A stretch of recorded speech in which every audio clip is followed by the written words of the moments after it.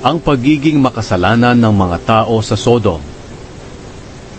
19 na kabanata. Magdidilim na nang dumating ang dalawang anghel sa Sodom.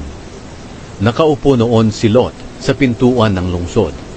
Pagkakita ni Lot sa kanila, tumayo siya at sinalubong sila.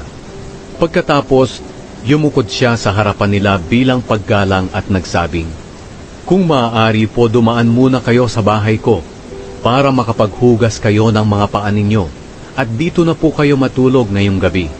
At bukas na lang kayo ng umaga magpatuloy sa paglalakbay ninyo." Pero sumagot sila, "Huwag na lang. Doon na lang kami matutulog sa plaza ngayong gabi."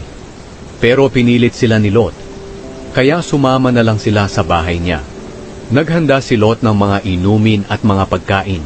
Nagpaluto rin siya ng tinapay na walang pampaalsa. At nang handa na, naghapunan sila. Nang mahihiga na sila para matulog, dumating ang lahat ng bata at matatandang lalaki ng Sodom at pinaligiran nila ang bahay ni Lot. Tinawag nila si Lot at tinanong, "Nasaan na ang mga panauhin mong lalaki na dumating ngayong gabi? Palabasin mo sila rito dahil gusto namin silang sipingan." Lumabas si Lot ng bahay para harapin sila.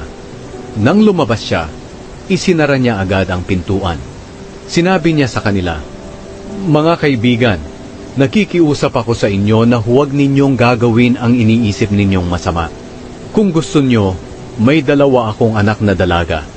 Ibibigay ko sila sa inyo, at bahala na kayo kung ano ang gusto ninyong gawin sa kanila.